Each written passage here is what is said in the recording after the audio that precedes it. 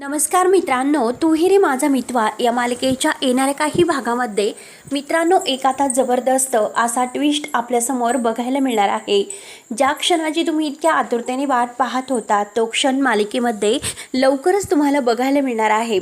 कारण आता ईश्वरी मात्र अंजलीच्या खूप खूप पुढे करण्याचा प्रयत्न करत असते, परंतु आता वल्लरी त्या दोघीमध्ये जास्तच वाद निर्माण करण्याचा प्रयत्न करून गैरसमज वाढवण्याचा प्रयत्न करत आहे.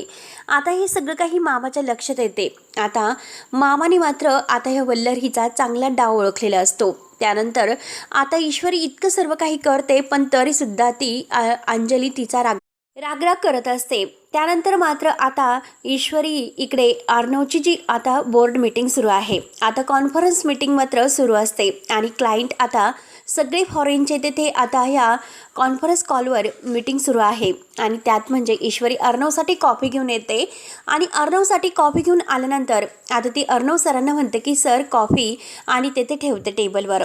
आता तिचा जो पदर आहे तर तो मात्र व्हीलचेअरच्या खाली गुंतलेला असतो आणि ईश्वरी आता अर्णव सरांना म्हणते की सर प्लीज, अहो माझा पदर गुंतलेला आहे, प्लीज साडी माझी.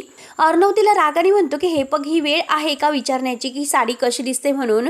त्याबद्दल आता ईश्वरी म्हणते की अर्णव सर, अहो माझ्या साडीचं पदर तुमच्या व्हीलचेअर खाली गुंतलेला आहे. आता अर्णव रागाने तिला खाली बसवतो. तेव्हा मात्र आता अर्णवला ते क्लायंट विचारतात की काय झालं मिस्टर अर्णव राजशिर्के, नक्की काय कुणाशी बोलतात आणि खाली कोण आहे.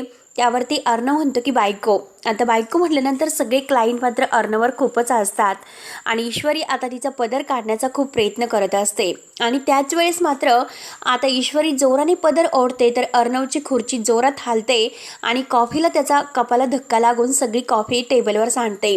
आता सगळे क्लायंट मात्र आणखीनच हसतात. आता अंजलीची सुद्धा ही मीटिंग सुरू असते. अंजलीने सुद्धा ही मीटिंग अटेंड केलेली आहे आणि हे जे काही आहे ते सगळं ती पाहत असते.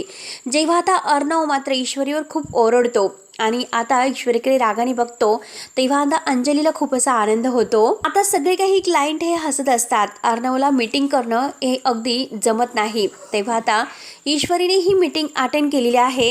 त्यानंतर मात्र आता ईश्वरी घाईने मात्र आता जी मीटिंग तिने केलेली आहे तर ती मीटिंग मात्र फायनल ती करते.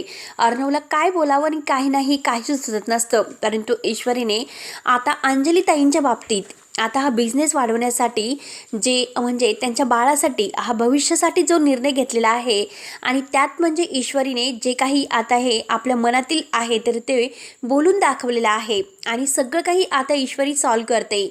अर्णवला नक्की काय बोलायचं आणि काय नाही हे काही कळत नसतं. आता ही मीटिंग मात्र जी आहे तर ती ईश्वरीने सगळी अटेंड केलेली आहे. सगळे क्लायंट मात्र आता ईश्वरीचं कौतुक करत आहे, कारण ईश्वरीने जो पॉईंट सुचवलेला आहे तो सर्व क्लायंटला आता पडतो आणि सगळेजण आता अर्णव राजशिर्के यांना म्हणतात की खरंच वा, खरंच तुमची मिसेस आहे ती खूप हुशार आहे आणि त्यांनी जो काही पॉईंट मांडलेला आहे तर तो खरंच खूप छान आहे आणि आम्हाला सगळ्यांना खूप आवडला. म्हणून सगळेजण मात्र आता हे ईश्वरीचं कौतुक करत आहे. अंजलीला खूपच राग येतो. अंजली रागाने मात्र आता लगेच ही मीटिंग आहे तर ती बंद करते आणि आता रागाने लगेच लॅपटॉप ठेवून देते. आता ईश्वरीला अगदी वाईट वाटत असतं की आपण अंजली ताईंसाठी इतकं सर्व काही करतो, परंतु अंजली ताई मात्र काहीच म्हणजे बोलत नाही. कारण ते इतका रागराग आपला का करतात, नक्की काय झालेलं आहे ते इतका रागराग करत आहे.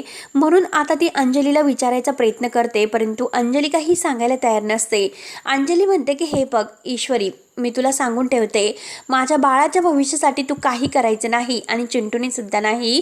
कारण आता त्याचे वडील आहे राकेश, ते समर्थ आहे सगळं काळजी घेण्यासाठी. आता ईश्वरी आणि अर्णव यांना खूप वाईट वाटतं, कारण आता सगळ्या क्लायंटने ईश्वरीचं कौतुक केलेलं आहे आणि अर्णव ईश्वरीवर आणखीनच खुश झालेला आहे. परंतु जेव्हा आता अर्णव ईश्वरीवर खूप ओरडलेला आहे हे बघून त्यावेळेस अंजलीला आनंद झालेला असतो. आता ईश्वरी आता तिला इतकं वाईट वाटतं, परंतु तरीसुद्धा ती स्वतःला सावरून घेते. अंजलीताई आपल्याशी असं का वागतात, म्हणून ईश्वरी आता म्हणते की काही झालं तरी जोपर्यंत अंजलीताई या घरामध्ये आता आहे त्यांना अगदी छान असं म्हणजे वाईट वाटायला नको, मग आपण आपल्या आईच्या घरी गेलेलं बरं राहील.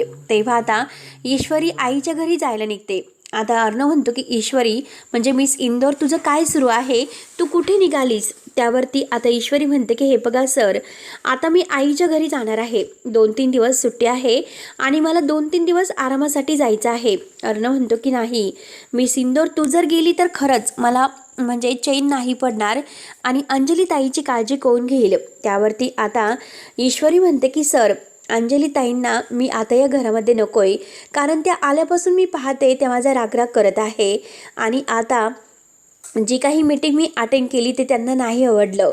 त्यांनी आता रागाने मीटिंग वगैरे बंद केलं, पण मला काय करावं ते काही सुचत नाही. म्हणून हे बघा, मात्र आता अर्णव म्हणतो की ईश्वरी, आज माझी पूर्ण फजिती झाली असते. जर क्लायंटसमोर मला योग्य वेळ आली असती बोलण्याची तर मला काही सुचलं नसतं. तेव्हा आता ईश्वरी म्हणते की सर, हे बघा, काय करायचं आहे आणि काय नाही हा सर्व डिसिजन अंजली ताईंचा असेल, कारण मला ते कोणतेही हक्क नाही. त्यानंतर मात्र आता इकडे हा राकेश आणि ही रिया मात्र एकमेकांच्या अगदी खूपच जवळ आलेले आहेत. रिया म्हणते की हे बघ, आता मात्र सर्वेश आपल्या दोघांना लग्न करायचं आहे. आता लग्न करायचं म्हटल्यानंतर मात्र आता राकेशची बोलती बंद होते आणि राकेश आता रियापासून अगदी हा म्हणजे सुटकारा पाहण्यासाठी तो तिला मारण्याचा प्लॅन करतो. परंतु रिया काही आता ही राकेशला जुमानून देणार नसते. बरोबर ती मात्र आता राकेशचा गेम करणार आहे. त्यानंतर मात्र आता इकडे ईश्वरी आणि अर्णव एकमेकांच्या खूपच अगदी जवळ आलेले आहेत. म्हणजे आता ह्या म्हणजे कालच्या भागामध्ये आपण असं बघितलं होतं की आता ईश्वरी माहेरी जायला निघते, पण त्याच वेळेस आता ईश्वरीला चक्कर येते आणि अर्णव ईश्वरीला हॉस्पिटलमध्ये नेतो. आणि त्याच वेळेस आता इकडे अंजलीची सुद्धा डिलिव्हरी होऊन छान अशी गोंडस मुलगी तिला झालेली आहे.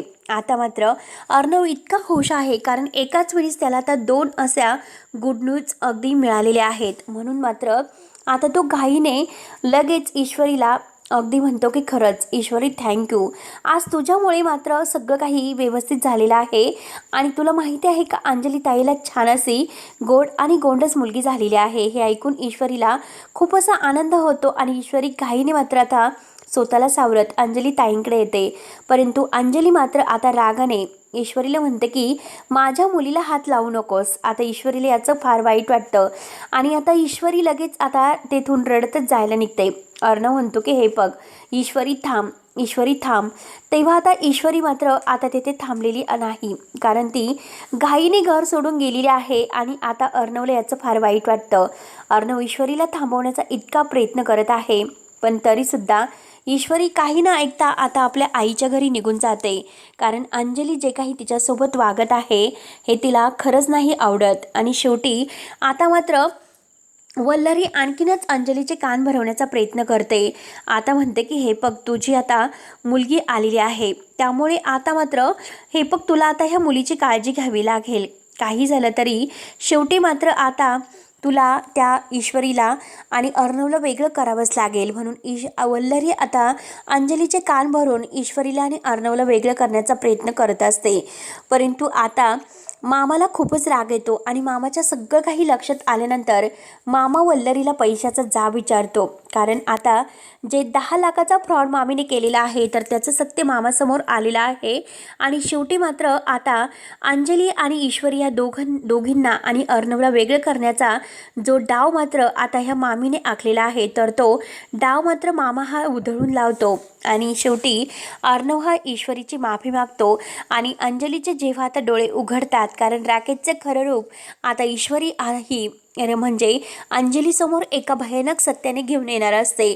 कारण राकेश समोर आता प्रेमाचं नाटक करून मात्र अंजलीचे डोळे आता ईश्वरी उघडणार आहे आणि आता अंजली चक्क ईश्वरीची माफी मागून सगळं काही अगदी ही सांगण्याचा म्हणजे प्रयत्न करत आहे. तेव्हा मात्र आता अंजलीचे डोळे उघडतात आणि अंजली पुन्हा अर्णव आणि ईश्वरी या दोघांची माफी मागते आणि पुन्हा आता सगळं काही व्यवस्थित होऊन आता या राकेशचं खरं रूप सगळ्यांच्या समोर येतं. परंतु आता रुसलेल्या ईश्वरीला मात्र आता घरी आणण्यासाठी अर्णवने खूप काही प्रयत्न केलेले आहेत आणि आता तो चक्क ईश्वरीला प्रेमाचं प्रपोज करतो आणि शेवटी तिला घरी घेऊन येतो. तेव्हा आता मित्रांनो, पुढे नक्की काय होणार आहे असे डेली अपडेट्स पाहण्यासाठी आपल्या चॅनलला नक्की सबस्क्राईब करत राहा. धन्यवाद.